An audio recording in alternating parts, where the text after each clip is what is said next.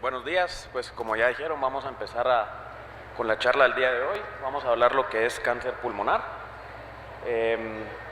Como dijo el doctor, pues yo pertenezco al grupo pequeño que somos los cirujanos torácicos. He participado como speaker de AstraZeneca, no tengo ningún conflicto de interés en este momento. Y pues vamos a hablar sobre generalidades básicas sobre lo que es el cáncer de pulmón. Entonces, sobre el cáncer de pulmón, ¿por qué el cáncer de pulmón termina siendo muy importante? Porque pues se estima que cada 2 minutos un paciente es diagnosticado con cáncer de pulmón. La mayoría de estos pacientes van a ser diagnosticados con un cáncer pulmonar en estado avanzado y se estima que más o menos hasta 3.000 muertes diarias de pacientes con cáncer de pulmón. Algo que es muy importante también es que uno tiende a pensar que solo el paciente que fuma va a tener cáncer de pulmón, pero más o menos el 65% de los pacientes no tienen ningún antecedente de tabaquismo. Y aquí en Guatemala se ha visto que las principales que sufren de cáncer de pulmón han sido mujeres, ¿sí? A nivel mundial se estima que la incidencia diaria del cáncer de pulmón, la mayoría es el segundo cáncer más frecuente después de mama. Sin embargo, cuando uno va viendo las tasas de letalidad, vemos que el cáncer de pulmón, básicamente, no sé aquí, pero el cáncer de pulmón, lo podemos ver, la incidencia es alta y la mortalidad incluso un poquito más. Entonces, ¿cómo estamos parados nosotros en Guatemala en relación a lo que es el cáncer de pulmón? Esta gráfica, mientras más azul esté, es más donde se hace la incidencia y donde más se detecta cáncer de pulmón. Obviamente en Guatemala pues vemos que realmente prácticamente estamos en blanco, o sea, la detección de cáncer de pulmón es muy poca y si vamos viendo, prácticamente estamos en el 9º de cáncer de pulmón, cuando a nivel mundial es el segundo más importante. Entonces realmente no es que no tengamos cáncer de pulmón en Guatemala, sino realmente no lo estamos diagnosticando a tiempo. Entonces todos sabemos, básicamente es asociado al tabaquismo, ya dijimos, entre un 35 y un 40% sí van a tener el antecedente, todos los demás no van a tener ningún antecedente. Entonces, otro de los factores de riesgo puede ser el genético y realmente en Guatemala no se ha visto una causa real de por qué estamos teniendo el cáncer de pulmón y más que nada más frecuente en mujeres. Esta es una tabla que es bastante bonita porque nos pone en el contexto cómo estamos en relación al diagnóstico temprano, el abordaje que damos en cáncer de pulmón y básicamente esto todo a nivel de Latinoamérica. Entonces, si ustedes ven, básicamente es un semáforo, no hay ningún verde en general. Entonces es un poquito preocupante cómo estamos abordando lo que es el cáncer de pulmón, tanto en estadio temprano y en estadio tardío. Entonces, ¿qué sucede? Tenemos que tratar de hacer un tamizaje de cáncer de pulmón. Son muy pocos países los que realmente tienen un screening del cáncer de pulmón y básicamente estos deberían de ser los pacientes que se les deben de hacer el screening. Todos aquellos pacientes que van a tener el consumo de tabaquismo, más de 20 paquetes años, o que no hayan dejado de fumar durante 15 años recientes, y en aquellos pacientes que sean mayores de 50 años. Esto ha ido evolucionando. Ahora recientemente las guías de la NCCN, que es como nos regimos para hacer el cáncer de pulmón, es lo que les digo, mayores de 50 años y mayores de 20 paquetes año para poder determinar a quienes hay que hacer un screening de cáncer pulmonar. El screening generalmente va a tener un gran impacto en lo que es la morbimortalidad y no solo a nivel de morbimortalidad. Algo que es muy importante para los sistemas de salud es que el diagnóstico tardío de cáncer de pulmón impacta de sobremanera lo que es a nivel económico, ¿sí? Si ustedes ven un estadio 3, un estadio 4, o sea, estadios que ya están localmente avanzados o incluso metastásicos, vean cuánto económico en diferencia de si estuviéramos haciendo el diagnóstico temprano y en pacientes que pueden tener una muy buena sobrevida global a largo plazo, ¿sí? Entonces, estos son los países que generalmente están haciendo el screening de cáncer de pulmón. Recientemente México ya empezó con lo que es el screening de cáncer de pulmón, pero también no es así libremente, o sea, sí es algo que nosotros deberíamos de estar luchando por tener el screening de cáncer de pulmón. Básicamente, si nosotros tenemos un buen screening, vamos a detectar casos tempranamente, que con esto podríamos darle tratamiento, ¿sí? Y algo que es también muy importante es tener en cuenta que el screening de cáncer de pulmón no se hace con radiografías, se hace con una tomografía, generalmente una tomografía de baja dosis, para someter al paciente año con año a una dosis menor de radiación, ¿sí? Y Lo que nosotros vamos a ver es el nódulo pulmonar solitario. Básicamente es aquel nódulo que está rodeado de tejido y parénquima pulmonar sano, menor de 3 centímetros, más de 3 centímetros ya lo catalogamos como un tumor pulmonar, y según las medidas vamos a estimar nosotros cuál es el riesgo, cuál es el que este sea algo malo o algo benigno, y con eso nos vamos a ir nosotros rigiendo el tratamiento. Solo quería ponerles estas gráficas, no vamos a hablar de lo que sí es nódulo pulmonar solitario, pero veamos las diferencias reales, cómo pueden presentarse el nódulo pulmonar. Este es un nódulo pues redondo, básicamente tiene los bordes lisos, no tiene ningún signo de malignidad. Y si nosotros vemos otro tipo de nódulos como este, por ejemplo, que es un nódulo espiculado, que está en el lóbulo superior, que está cerca de un bronquio o de una arteria, tiene mucho mayor riesgo de tener malignidad este nódulo. Y algunas lesiones que parecieran totalmente benignas, cuando las seguimos a largo plazo, por ejemplo esta lesión cavitada acá, vemos después que hay un engrosamiento en el seguimiento de 10 meses, vean cómo la pared ha crecido más de 2 milímetros y eso le confiere un riesgo mayor de malignidad. Y al final también tenemos no solo esos nódulos sólidos, algo que realmente nosotros pasamos por alto son este tipo de nódulos que se llaman envidrio esmerilado, ¿sí? Y que al darle seguimientos van a ser prácticamente adenocarcinomas in situ. Entonces todos estos nódulos tienden a pasar por alto, pero hay que tener mucho cuidado porque estos son los nódulos y estos son los que deberíamos de estar buscando, y para nosotros como cirujanos torácicos esto nos confiere mucho riesgo, es difícil de abordarlos porque nosotros irlos a buscar, tratarlos de palpar, es muy difícil palpar estos nódulos porque no son sólidos, son nódulos subsólidos. Entonces hay escalas de riesgo que para nosotros nos van a ir rigiendo cómo vamos a abordar los nódulos. A mí me gusta esta que es de la Mayo Clinic y básicamente son 5 preguntas básicas: la edad del paciente, el tamaño del nódulo, si es fumador o no es fumador, dónde está el nódulo, si es en el lóbulo superior tiene mucho mayor riesgo de malignidad, si es un nódulo espiculado también tiene mucho mayor riesgo de malignidad, y eso nosotros al final nos va a dar una estimación del riesgo de que esto sea malo o bueno. Entonces eso nosotros nos va a dar una facilidad para abordar al paciente y poderles decir si esto es malo, esto es bueno y cómo poderlo seguir abordando. Nosotros como cirujanos de tórax básicamente utilizamos la clasificación de la TNM, que es la 8ª edición, recientemente ya viene la 9ª edición, esperamos que venga pronto, pero básicamente el TNM lo que dice, el T1 a grandes rasgos es aquel tumor que es menor de 3 centímetros, lo dividimos en ABC, menores de 1 a 2 y de 2 a 3 centímetros, los T2 es de 3 a 5 centímetros, después está el T3, que son los tumores que van de 5 a 7 centímetros, y los T4, que son aquellos mayores de 7 centímetros. Para nosotros siempre tenemos que tener mucho énfasis en la estadificación mediastinal, porque al final los ganglios de mediastino para nosotros es como lo más importante durante el tratamiento del cáncer de pulmón, porque esto es lo que dice si se puede curar o no se puede curar el paciente, si es un abordaje quirúrgico, si es primero neoadjuvancia con quimioterapia, radioinmunoterapia, y si ya después va a algún tratamiento de adjuvancia postquirúrgica, o si realmente pues ya se salió de tratamiento quirúrgico, y esto nosotros los vamos a clasificar N0, que no tiene ganglios, N1, que son del mismo lado, básicamente sin tener invadido el mediastino, los N2 son todos aquellos ganglios mediastinales ipsilaterales, y los N3 son contralaterales o los que ya sean supraclaviculares como tal. Entonces, ¿por qué es importante esto? Porque al final nosotros tenemos que estimar la sobrevida que va a tener el paciente dependiendo en dónde esté, si está localmente, si está localmente avanzado o si ya tiene enfermedad a distancia. Entonces, lastimosamente nosotros la mayoría de los que vamos a tener vamos a estar entre localmente avanzado y enfermedad a distancia. Entonces, una sobrevida global prácticamente de un 30% después de hacer el diagnóstico de estos pacientes. Entonces, para nosotros poder estadificar estos tumores, básicamente lo que queremos es encontrar a todos los pacientes que vayan a estar en los estadios 3 para abajo. Todos estos van a ser quirúrgicos, después de esto pueden y van a necesitar algún tipo de quimioterapia, radioterapia, inmunoterapia. Conforme va pasando el tiempo, cada vez es más el tratamiento de inmunoterapia que se les va dando a los pacientes, entonces tienen mucha mejor sobrevida estos pacientes dependiendo de la estadificación en donde los encontramos. Porque si los encontramos en el estadio 3 y el estadio 3B, vean cómo desciende la sobrevida a 5 años. Si están en estadios tempranos del 2B para abajo, una sobrevida global de 53% en estos pacientes. O sea, la verdad es que es una buena sobrevida, pero si los encontramos tardíamente, a 5 años, prácticamente solo un 10% de los pacientes va a estar vivo. Entonces, ¿Por qué hago énfasis en que nosotros tenemos que identificar bien, estudiar bien y estadificar bien a los pacientes?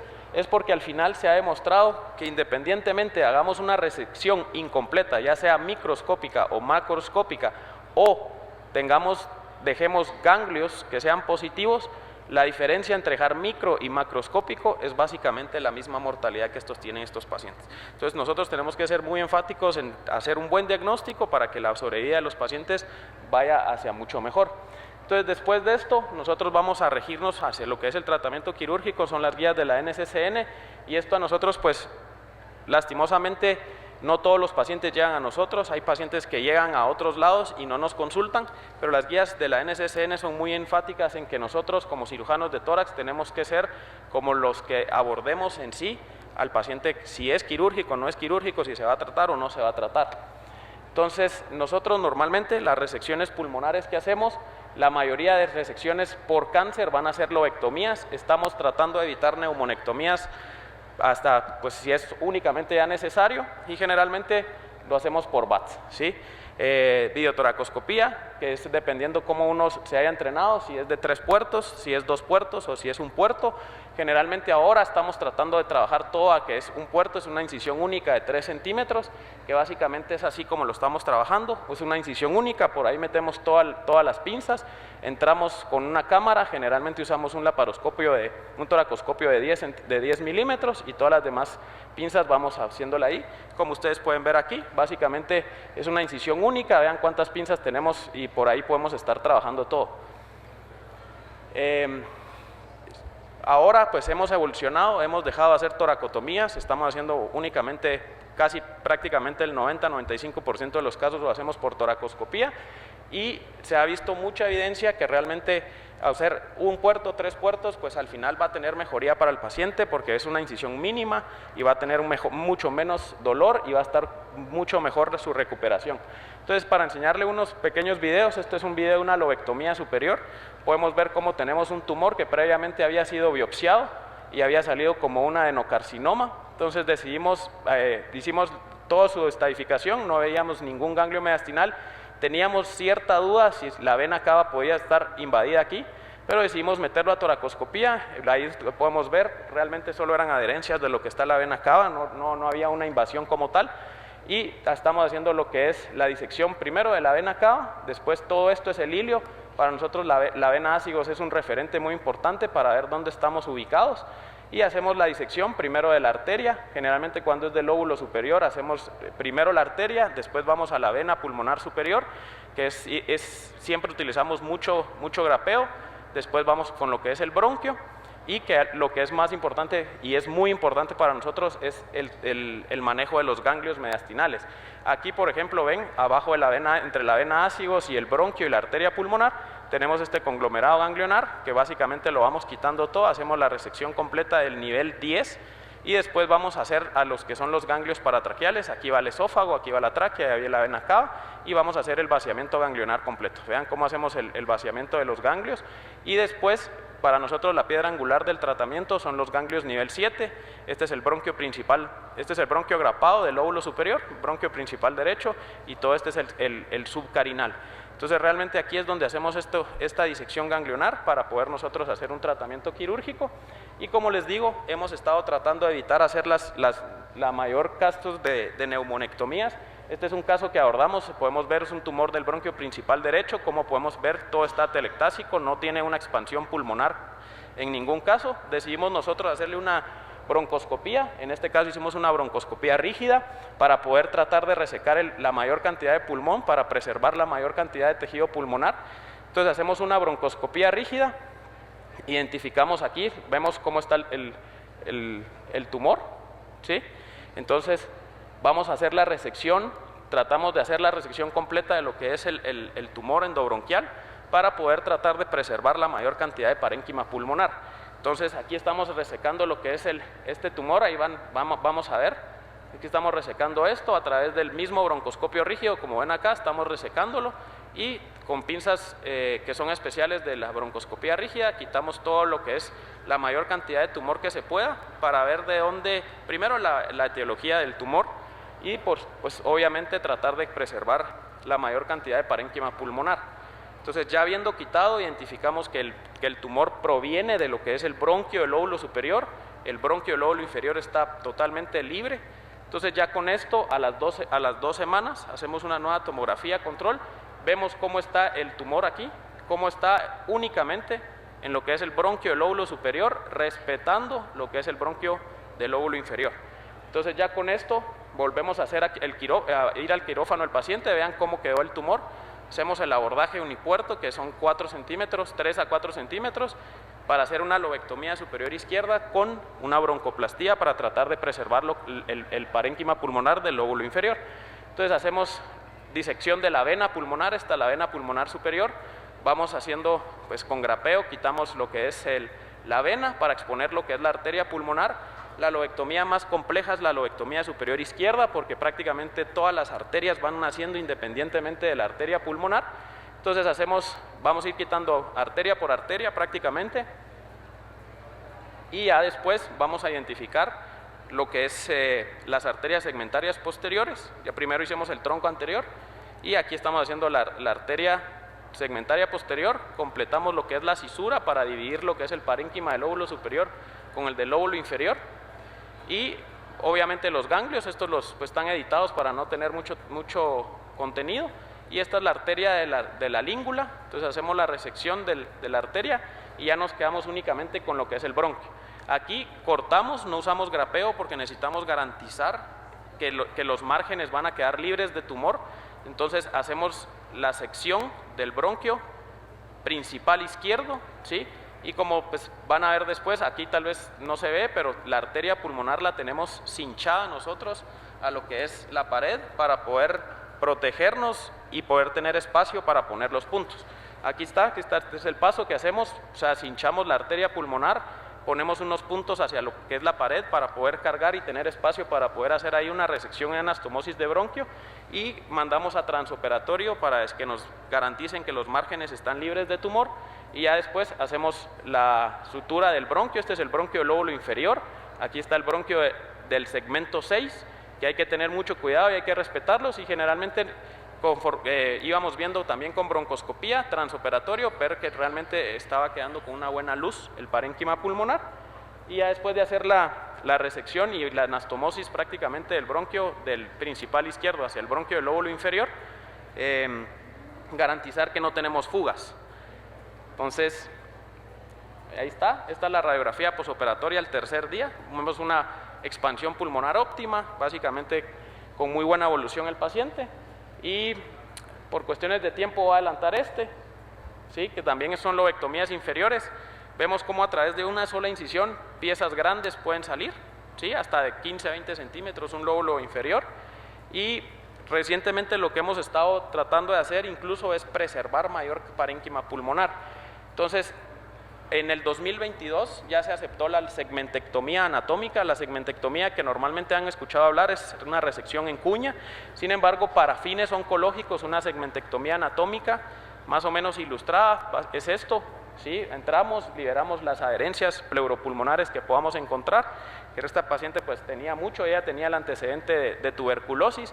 Vamos a lo que es otra vez la vena del lóbulo inferior, sin embargo esta vez no hacemos todo, y la arteria pulmonar, la ven aquí atrás, y estamos pasando y grapando lo que es nada más la arteria de la língula, ¿sí? Que esta también tenía una variante anatómica que venía del lóbulo inferior, y toda la vena es esta. Sin embargo, solo vamos por la vena S4, S5, que es la vena de la língula, nada más.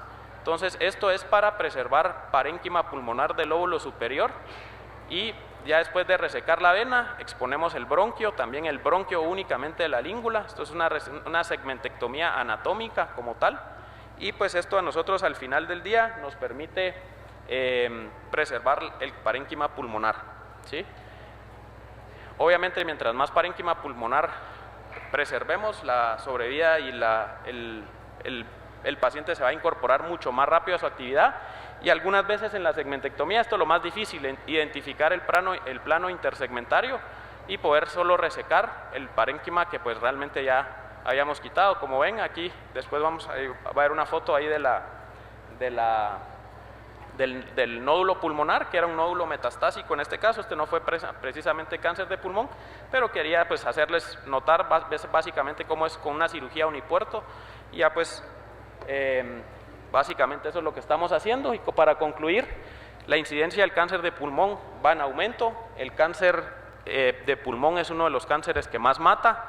En Guatemala no tenemos una detección temprana del cáncer de pulmón. Al final es responsabilidad de todos los que veamos un paciente que pueda tener riesgos o factores de riesgos para desarrollar cáncer de pulmón. Nosotros todos somos responsables de poder abordar el cáncer de pulmón. Y muy importante, las radiografías de tórax no van a detectar estadios tempranos del cáncer.